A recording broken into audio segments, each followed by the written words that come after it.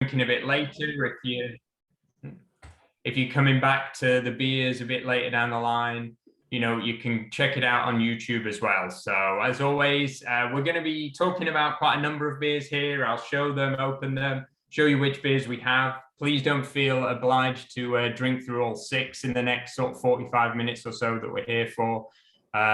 Just enjoy them, ask away any questions. We've already had the chat start on there with the text, so send in any chat questions you've got, unmute yourself, shout them out if you like, whatever you fancy. If you've got questions about the beers, questions about Beer Club, the brewery, anything at all, we're here to answer. With that in mind, my name's James. I'm the export manager here at the brewery. We've got Charlotte Walker, who looks after our social media here at the brewery as well, joining us. And our special guest tonight is Dave from Fierce Beer. So founder, managing director. Very pleased to have Dave along with us.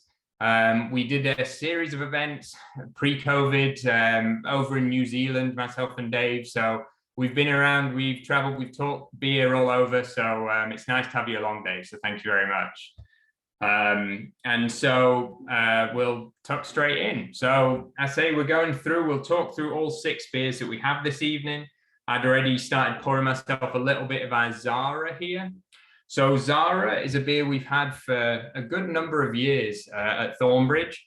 We call it a Colne style beer. It is a Kolsch. We can't call it a Kolsch as it is a protected name. So Colne style instead is the closest. And it was one we wanted to brew. This was before Lucas. We were looking for something that would be similar to a lager. So this one uses an ale yeast within it. It's lagered, so it's got that cold conditioning for a bit longer. So we talk about it being matured, conditioned like a lager. And so you get that real crisp freshness. You get that fantastic light body on there. I always like it has a really nice creamy white head that stays around. It's a great carbonation. A good beer to hopefully start out the tasting this evening as well. And the name for this one, a bit unusual. Up in Sheffield here, we often get Zara. We get some strange ways of saying this one with a T in front of the Z. But it was named after, we had a bar in Sheffield for a little while called Dada.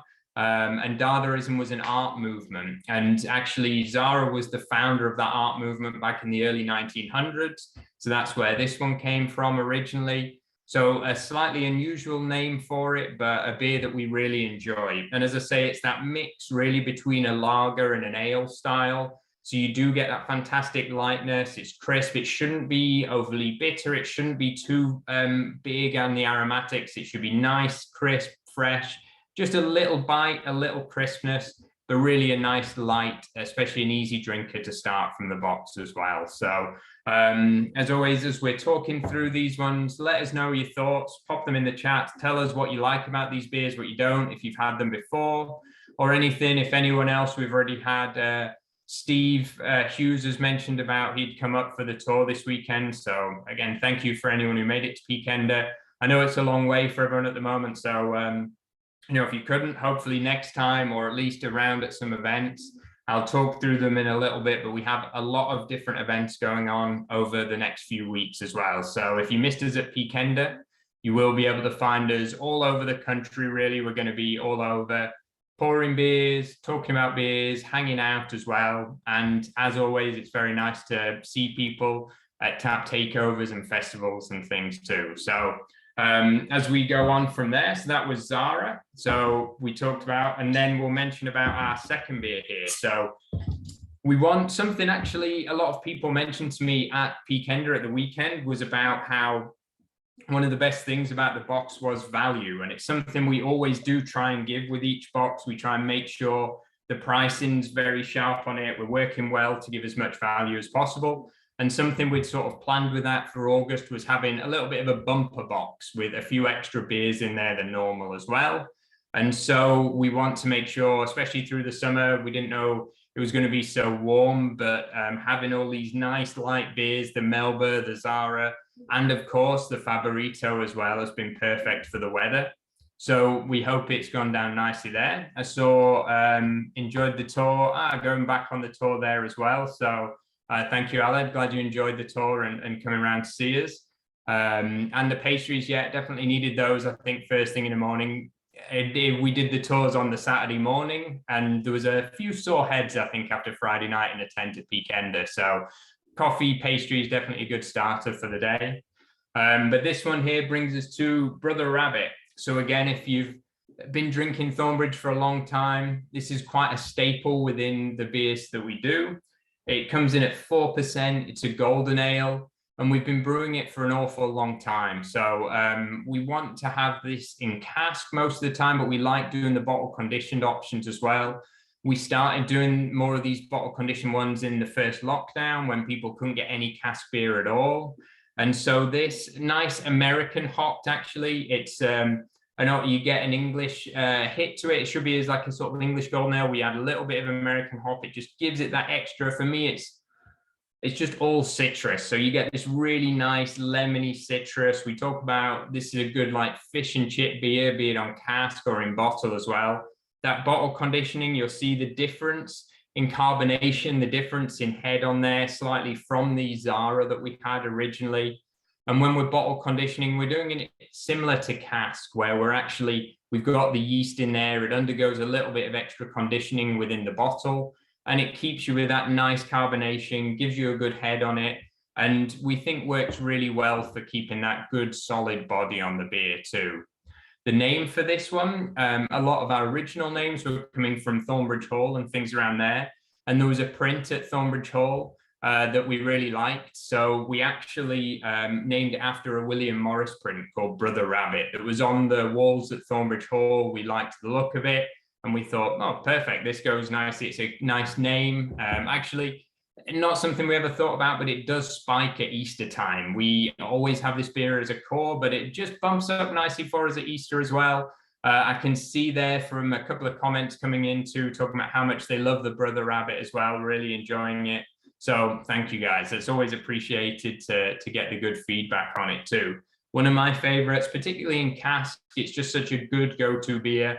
And one almost, we get lots of conversation. We do all our big imperial stouts, pastry stouts, sours, fruit beers, but people will come up and say, Brother Rabbit, perfect. Have an evening on it, have 4 or 5 in the pub, really just enjoy it over an evening, and it works so well. So we were pleased to be able to get it into people's houses in bottle, being bottle conditioned as well. But if you're out in the pub, perfect beer for drinking out there in its classic fashion.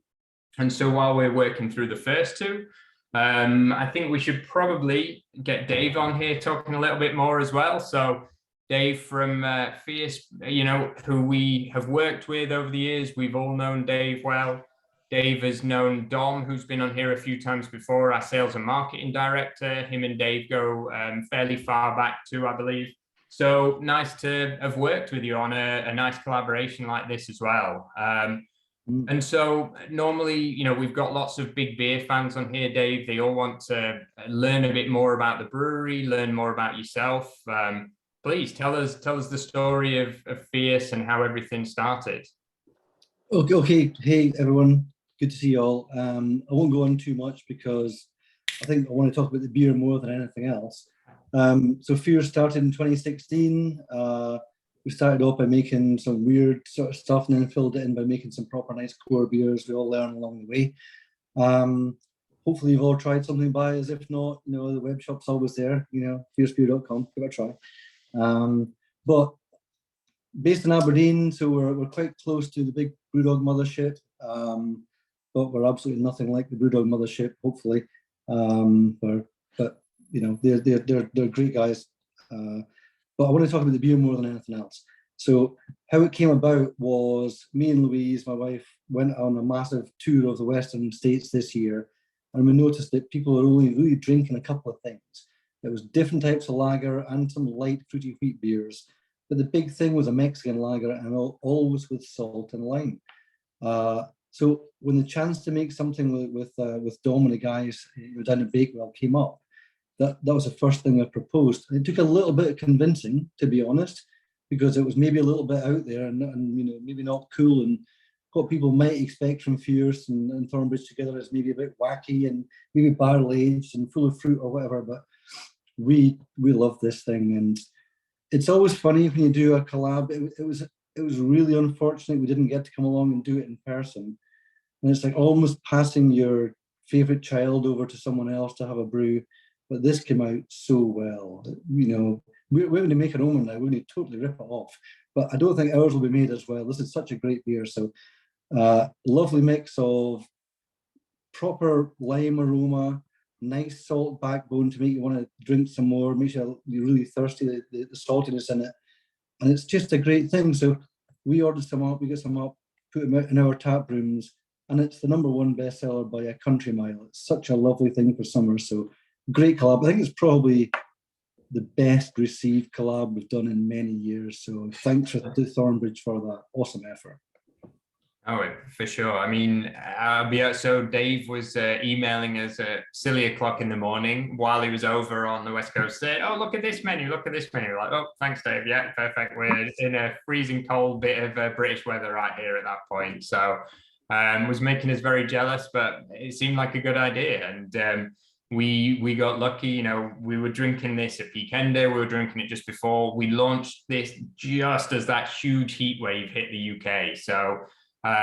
Really perfect timing, I think, for this style. Yeah, I think it's great for summer, but for me, this is an all year rounder. You know, this is something that we're going to keep on going for all year round. It's a nice, you know, for people who come into our bars and not quite sure what to get, they want something lagery, but they're not really sure. This is the perfect beer. Yeah, definitely. And we know that's it. I mean, we get lots of craft beer drinkers who like lager styles, lots of people who are just getting into it. So hopefully we can appease people across the board, really. We've got Tina's just saying there she discovered Fierce when her eldest daughter was at Edinburgh Vet School. Very cool. And has loved them ever since. Favorito was delicious. And the nice salt is in there as well.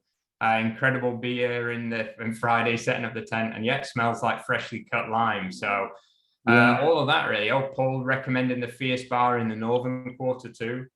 Giving a good shout out there. Yeah, I'd second that, of course, as well. But you know what Thornbridge have done so well in this one is the balance is just right. So it'd be so easy to get this beer completely wrong. So being able to smell and taste the lime, get the salt in the background, but still have a nice lageriness about it and lightness. It's a great job. You know, hats off to Dom and the guys. So yeah, no, well, like I said, as you say, unfortunately, we couldn't do it in person, but it was working on that recipe beforehand, getting it together.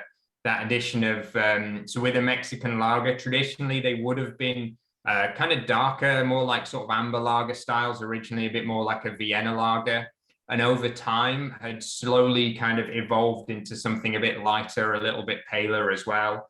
And then using that flaked maize in there too. So that's how we get this. It's a lot of it's kind of that classic lager malt on top of the flaked maize as well. But it just helps. It keeps it's sort of still soft. It's got a little sharpness in there as well. For me, yeah, far too easy drinking, especially as I'm sort of talking away here and sipping on it.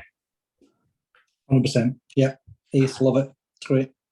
Good. And so have you got any other collabs coming up, Dave? Can you tell us about anything? Give us a bit of a hint or anything like that? So the other thing we talked about was light fruity wheat beers. We did one with double barreled, which is released today, which is an American wheat with orange and grapefruit. We've got a Polly's collab with mango coming out, a Lost and Found beer coming out as well. I honestly can't remember. Oh, we just did a collab with Amity too, so that's not far away.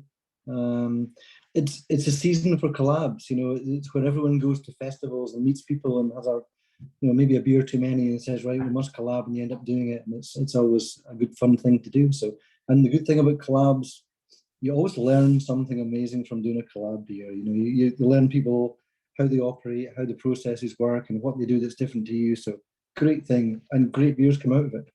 Yeah, no, definitely. Have you, of course, Thornbridge aside, I won't put you on there, but have you had any favorite collabs that you've come out with over the last few years? This is honestly the best one. Yeah, you don't have to say that, it's all right. but I think our classic collab that actually got us noticed in the industry, okay, think about what you will, was back in the day with Brewdog when we did Very Big Moves. You know, people didn't really know us before then, and now it's okay, think of rate beer what you will, but it was rated in the top 100 beer of the world. So, that was always a great one. So we always hark back to that as, the best collab. Now, I would say it was 99.8% us and the rest was them, but I would say that. Yeah, no, fair. But it did, that the Moose and the subsequent Moose beers as well. Again, actually, I remember when we were at Beervana, the demand for that, I can't remember which one we had on then, but the demand for it was phenomenal, really. Yeah. There was back and forth, of course, with Cocoa Wonderland for the top spot at one point as well. So, yeah, we knew how to cheat that, James, but I'll tell you about that later. Dave, I wasn't going to say that. I was not going to mention that bit. Don't worry. No, honestly, there's been a lot of great collabs out. We've got some sirens coming up too, but honestly, for sellability and drinkability, this is the one that's the best. Yeah, good. Yeah, well, hopefully there's some nice messages for it in the chat there as well. Hopefully people enjoy this one. We might get a little bit more sunshine before we start to get into the autumn too, but as Dave said, it's a good all-round drinker, really. So you got it in your fridge, keep it chilled.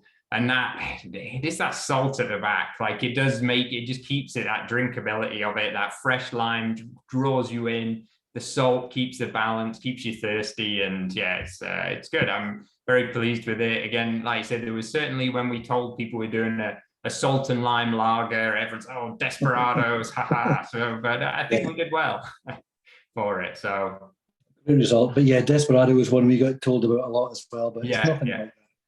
I think, you know what? We can judge the success by how many people copy it. Yeah. And it will be copied. Definitely. No, I think you're right. So it's good. It's a nice one to have, and it's gone down well there as well. And so where's the best place for people to find your beers? Some people have mentioned already that they love Fierce. They've tried lots of it before. Some might be a little new to finding you as well. Where's the best place? Is it just through your online? Is it in the bars? Is it? Well, both. We don't. We do a terrible job of distribution, I've got to say. So if you're in either Aberdeen, which you only come for court, to be honest, or Edinburgh or Manchester, you can find our bars there. But online, we've got some great things. We've got some really cool offers out on some cans at the moment. But if you do go and try the website, try the Stranger Things and judge us by that. But all feedback is appreciated too. So cool. Definitely. What were you mentioned you've got some offers on at the moment. Is that online as well? Yeah, we're doing a really crazy thing, which is we're calling it surprise supplies. So it's 12 mystery beers. So nice. You don't know what you're going to get. It's just going to be something, but you're guaranteed that the value is at least 55 quid.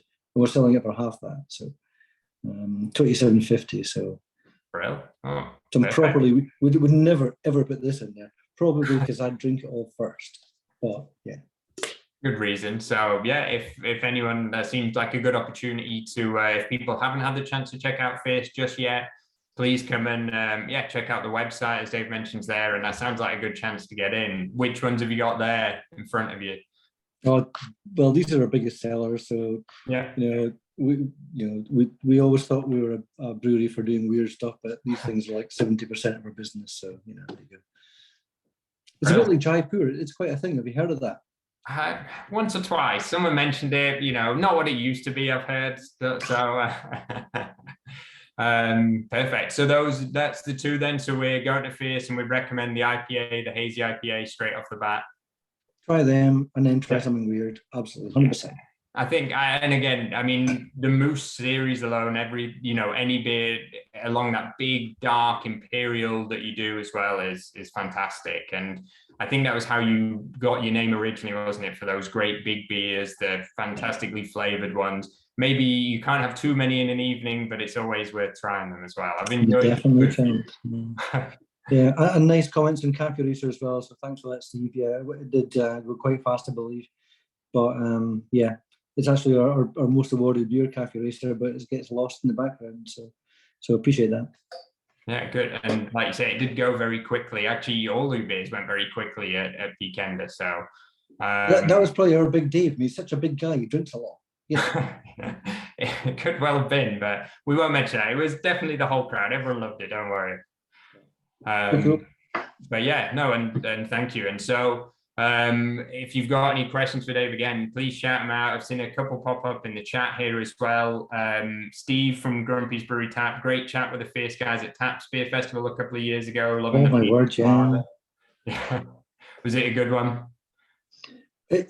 Well, yeah, it was all about pina colada. Yeah, that's what it was. Yeah, perfect. It was the festival itself was a bit bizarre. It was like quite quiet until the Oompa band turned up, and it went a bit strange. So yeah, but yeah, great thing. Good.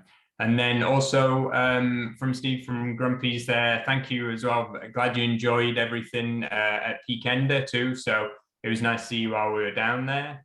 And yeah, again, thank you, Dave, for talking us through on those. But please keep any questions you've got for Dave coming in there as well. I am just dangerously sipping away on this. Actually, after a long Peakender weekend, I'll be off for a 4-day weekend starting tomorrow. So I'll after I've been talking all evening, I'll certainly be enjoying the rest of this and then into the Pardus as well, I think, afterwards too, nicely. But from here, talking a little more about the other beers we've got on there as well. I'll talk you through the next couple. So if anyone's had Melba, so we've got a few of the classics. I mentioned we've aimed for this big bumper pack over this month that we're doing right through August. So Melba, this one does exactly what it says. It is a peach IPA. As you'd imagine, the name they're coming from Melba and peach Melba. So fairly simple one. We've gone for nice pink branding on the front. But every time we bring this one out, it just flies out and get that great peach flavor in there. We then add in this mosaic and citra in there. So we're just oomping it as much as possible. You get the nice clarity. It's not dissimilar at all in color. It is the same base malt that we're using as the Brother Rabbit. So it's all that low color Maris Otter that we love using at the brewery. Keep that nice white head, and instantly, I mean, you pop your nose in there, you start to smell, and it is just fresh, that ripeness coming through. It's big peach. We don't want it to be all one-dimensional. We want to have some extra. That's why we use that mosaic, the citra. There is a bite on the end here. And for me, again, this is a garden beer, a barbecue beer. We've gone for a bit of a theme, as you can see on the pack there, with things like the Zara and the rabbit as well. But for me, yeah, perfect for just easy drinking out in the sunshine. Has a little punch at 5.2, but nicely rounds up. And I think we've done well with the different flavors here. We'll get, of course, to the Rocky Road a bit later on, but going from that salt and lime right through the peach. This should be a real sort of taste sensation, I suppose, this month, in just the amount of sheer different characteristics we're going to be pulling through on these. Again, let us know if you like this one. If anyone's got any favorites this month, let us know what your favorite was. I'm sure maybe after Dave's talked about it with us, it's probably the Favorito as well. But please, yeah, just let us know if there's anything else in there too. And I mentioned earlier, we'll be coming up to going and seeing different events, and we have different things coming up. We are genuinely all over the place at the minute. So Charlotte Bully, our events managers, just dropped over some of those to me. So I'll just let you know where you can find us coming up. So this weekend, George and Charlotte are going to be at the Arbitorium, the beer festival in Nottingham. They'll be pouring Old Keg. They'll be there all day Friday. So pop down and find them if anyone's in the Nottingham area. On the 26th, so on Saturday, on Friday, in fact, tomorrow. So Alan's going to be doing a tap takeover. Alan is actually worked at Fierce for a little while, is our manager for sales field manager. He's going to be at Eve's in Winsford. He's got cask, he's got keg, a little bit of can and bottle as well, but he'll be there all night meeting people. We're going to be down at Rivington Brewery doing farm trip. So 1st to the 4th of September, we'll be having all of our beers pouring there. We've gotten well with the guys there. We brewed some fantastic collaboration with them as well. And so it's nice for them to invite us and have us there. We'll then have a bar in Glossop. So the old Glossop Cricket Club has invited us along. They're doing a full weekend, first weekend of September. So you can find lots of Thornbridge beers pouring. Then at the start of September, we'll be at Metopia. So as you can imagine, there's always a bit of a rush to volunteer for that one. It changes on the events for that one. Alan, again, and George will be straight down there, and they'll just be giving cans out all weekend as well. Sorry, Dave. I know Alan came down and joined us, got out of Scotland, so apologies. But he's doing all right. I'm sure he would have been at Metopia as well anyway. So we're there pouring beers too. And then after that, we're going to be at Wentworth. So Wentworth, big festival in Rotherham. We've been doing it for a little while now. That'll be the 17th. And then from late September, we'll have an event in Bunbury in Cheshire at the Dysart Arms. And then, of course, we'll be at the two big festivals this month. So we'll be at Leeds International. That's now changed this year from being right in the centre. It's going to be at Kirkstall Abbey. I've never been. It looks phenomenal, and I will be going. I'll be there all day Friday. We'll have, again, George, Alan, James Buxton. The whole team will be going down.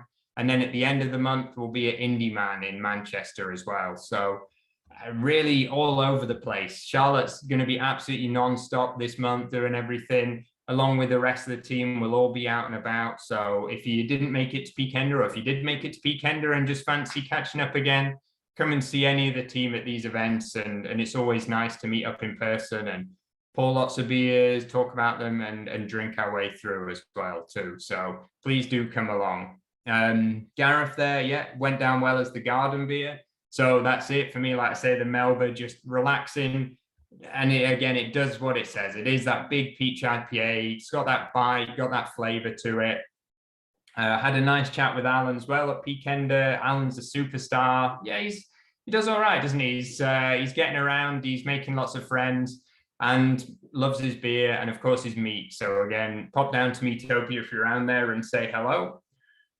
For us, this takes us to the next beer of the case. So we're on to the 5th beer of the 6th. You can see all that condensation coming off this one. Just got it out of the fridge before we started talking. But this continues our Quiet Storm series. So the Quiet Storm series is one I know I've mentioned before mostly, and for returning people you might know, but for any newbies, we've got our Quiet Storm series is a way to showcase the single hops. So when the brewers talk about all the hops and how they work in together in tandem, or if you've got a group of them that are all going to work, we wanted to sort of scale it back really and just have the opportunity to say, okay, this hop tastes exactly like this tastes like this. So now we're able to look at these different ones. We've got some classic kind of German ones coming through. So you'll see hops like Hallertau Blanc and others as well. But this one, we're going for a really modern American style hop. This is Talus. So for those of you who've had the Sabro hop before, this is actually related. This comes from Sabro. So a lot of the time when they're creating new hops, the hop breeders will be using hops they have. They'll be saying, okay, we've got all these fantastic flavors. These hops are really popular. And then they'll be breeding from those as well. There's always a demand for new hops within the industry. And there's, people want supercharged hops, people want subtle hops, people want hops with all different types of flavors.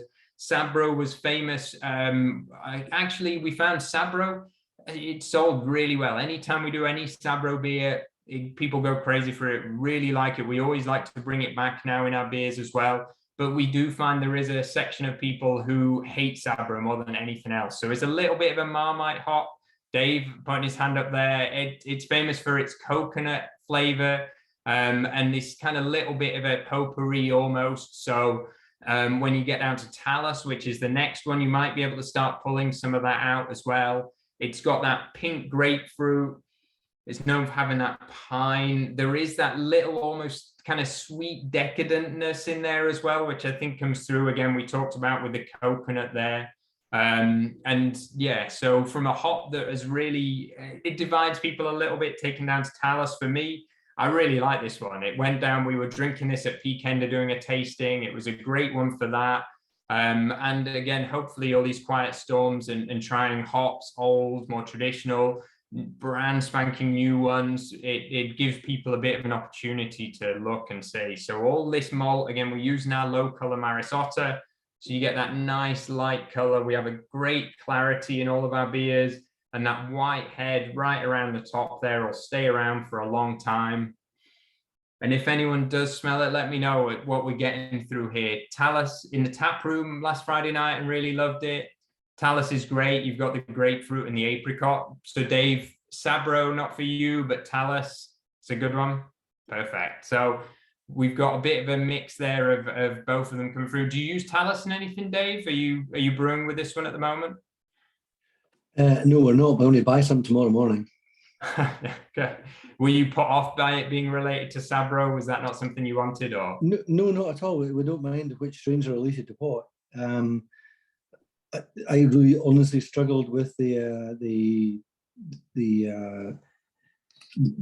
coconutiness. So I didn't quite get it, but you know, the Talus is fun. That's amazing. What a great hop.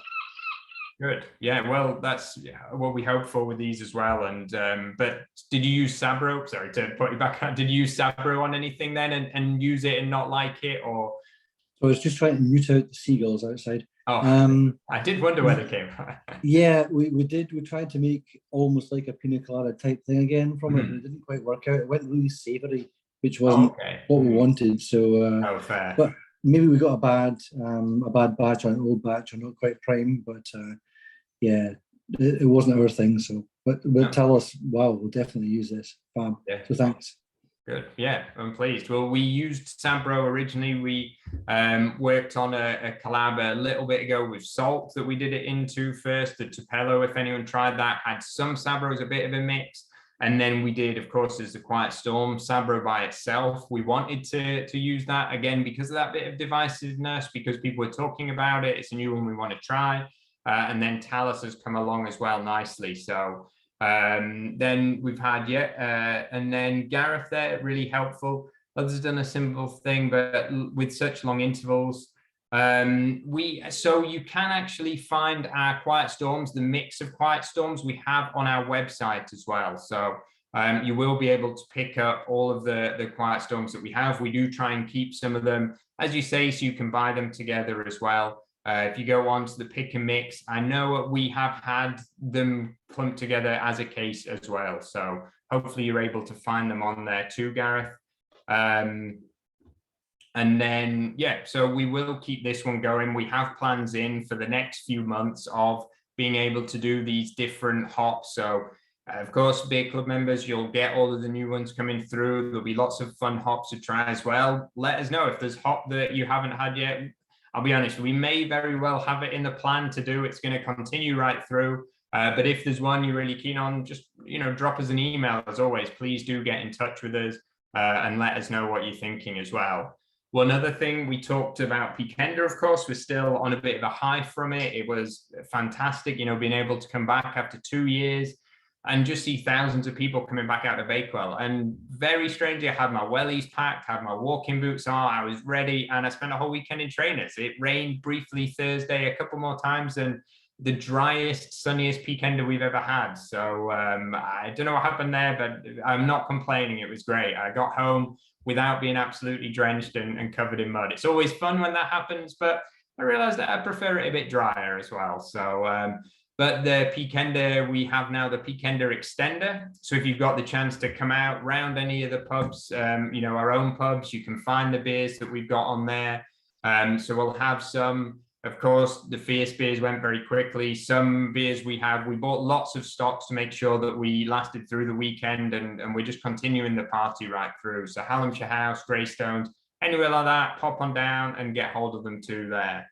El Dorado, yeah, definitely. There's someone told me actually at Peakender they did a El Dorado single hop and got in trouble with it. Is it a Scottish? They got in trouble, didn't they, for doing it? I can't remember. Maybe it was Amity. Is that right? They got a letter, a cease and desist, having used the name El Dorado too excitedly. What is that from the old TV show? But no. It was a very awful drink in Scotland, apparently, they said. So they then got a cease and desist letter about it after using it just to describe it from the name. But El Dorado actually isn't on our current list, but now it will be. So that's a good one. And I like the name as well. So we'll definitely have the Quiet Storm El Dorado in there at some point too. Tom, thank you for a fantastic time at Peakender. Well, again, thank you all very much for coming. Glad you enjoyed the Otter's Tears. We found that went down actually very well, as always. Even at 6%, it's got that nice, well-hopped pale, goes perfectly. Gareth still finding Peakender straw from the hay bales. Yeah, that will happen as well. At least it's not mud this year. We've got straw, but my rucksack is going through the wash at the moment, as it was covered in beer and straw, as most other things were as well. So it only got wet inside at Peakender, and had Karen at the tap room today. Paul, maybe keep an eye out for that. Chiron coming back into small pack. We won't definitely confirm or deny it, but if you're a fan of Chiron, if you want to see it in small pack, keep an eye out over the next, I'd say the next few weeks or so, and you might be very pleasantly surprised as well. Chiron is our American Pale Ale. It's one that's been a favorite for years. We brought it back in cask and another format, so certainly something is in the works for that, so keep an eye out. And with that, it takes us through to Pardus. So again, we've had the 6 through this month. We've continued with our Imperial Stout series, and in the same vein as we've wanted to do with our Quiet Storm series, with having that single hop, that one's very much, again, it's that educational. You're able to try these hops and these flavors and think about, again, what works well together, what doesn't, what you like, what you don't. If you're drinking a beer down the line, you can figure out which hops you are coming through to you and there. And the Pardus is really just this, it's just fun. We like brewing these. People always ask us where they want these big imperial pastry stouts. They want these beers to be able to really savor, and again, they are dessert beers. We call them, dessert beers, pastry stouts, anything like that. We see quite a demand for these. Even through the summertime, we've continued it. Pardus is the name we've given to it. And for those who've been in Beer Club for a long time, you will have had our original Pardus.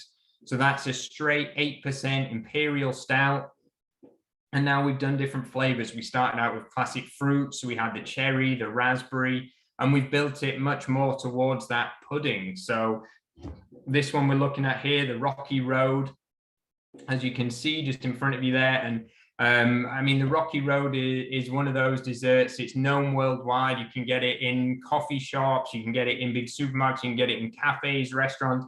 It's one we knew would really work well for people. And for me, it's that instant marshmallow on there. So the color you can see is coming through dark. You've got, again, that fantastic carbonation. It's like this light tan color. So it's not quite white. It's not quite dark, right in the middle there, almost towards what you're getting on a cappuccino. You give it a bit of a swirl round and you see this fantastic little crema there. And then on the aroma, I mentioned the marshmallow is going to start coming through. But as with all these ones, we want them to be like these big desserts. We want them to be pastry stouts, but we do want them to be stouts first. So it comes through as that Imperial Stout. That body is going to give you the roastiness. It's going to give you a little chocolate, a little coffee. They're going to be these bitter, really high quality flavors through. Some dark fruits a little bit, which helps there when you're thinking of Rocky Road, and it's kind of like cherry and it's fruity characteristic as well. They're coming with that marshmallow. We think it really helps, and it just builds and it lifts it a little bit too. This is probably so far my favorite of at least the dessert Parduses. I actually really enjoyed the sharp raspberry right at the start, and of course the classic Pardus by itself. Paul saying there, Rocky Road could be my favorite Pardus. Bakewell tart Pardus, actually, that is one that would be perfect. Good thinking. I like that. We haven't done that yet. And we're always looking for them. So Bakewell tart Pardus, definitely. Why wouldn't we do it? Gareth never liked stouts, but slowly discovered dessert stouts. Perfect. So you can get that. And that is, so you mentioned that sort of ashiness, and it typically will be that roastiness. So you've got these really roasted malts in there. They're giving you that color, that flavor, and they can come through a little dry sometimes as well. Of course, it depends on the stout or the porter. Typically as well, you'll get some of those similar characters, but I'm glad you're starting to like these dessert ones and enjoying them as well. Yeah, very big Pardus. Maybe we do a bit of a collab, a Pardus Moose collab, or something similar there, David. It'd be pretty fun, actually. I'm sure we could get something big, imperial, and pretty exciting there. Steve Hughes, more dark beers at Peakender, Cocoa Wonderland in cans, and the Carlotta on cask. Glad you enjoyed that one. So Mariana, who we did the collab with, has been going and doing actually small pop-up events in Mexico City at the moment and promoting the Carlotta. It's been going very well. But that's a good note for next year. It's really trying to key it in. So things like that, when you let us know about what styles, what you would have preferred to see, it all helps when we're building. It takes a lot of time and effort. You know, George at the brewery was working hard on sourcing all the beers as well. And he's doing well with those. So when we're looking at next year and we're thinking, do people want more dark beers, more light beers? Yeah, any feedback's always appreciated that too. So we'll bear that in mind for next year. Tiramisu Palace, we have not. We've actually paired one of them with tiramisu. This one you can see on here, cinnamon strudel babkas. So we always like to have, even though it's a dessert, gives you something a little bit different there as well to enjoy while you're drinking them, and you can actually have a dessert on there too. But yeah, tiramisu, Paul as well. So again, thank you. It's always good to have the suggestions on here, definitely. So we'll pop them on our list. We do talk about them. We work out what we need. We're going into 2023 and we've started well onto it, but you know, we certainly need to start finalizing what we're doing there.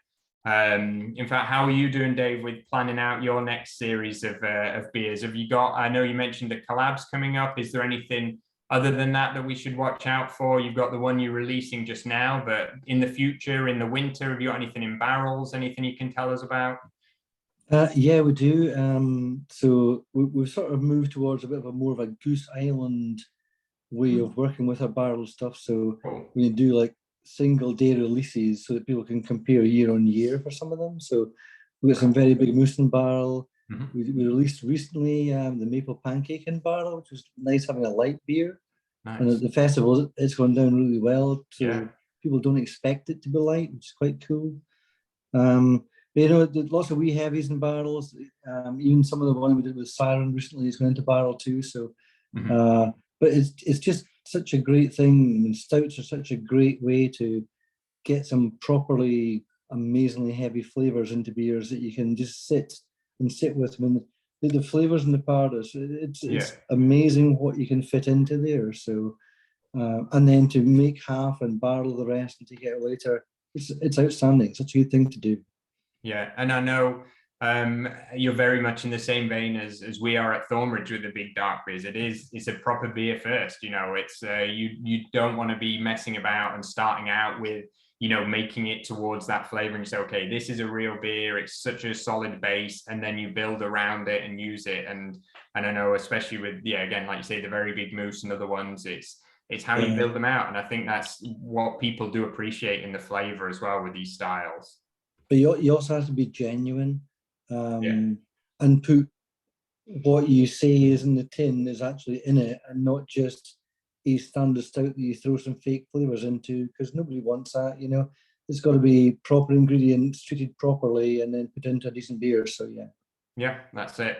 And then, I mean, in the same vein, we've been doing our barrel aged ones as well. So so our big imperial stout, and then trying the different barrel aged versions too. So it's quite a you talked about the different barrels and things, and it's just fun to see what it brings out of it really by the end as well. So even starting out just having a normal kind of stout with different ways of doing it, or, you know, 8 months in a barrel somewhere within our barrel store at the brewery as well.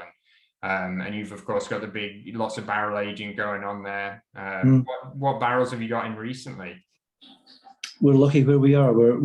We can get lots of barrels that are coming across from the States to go into whiskey.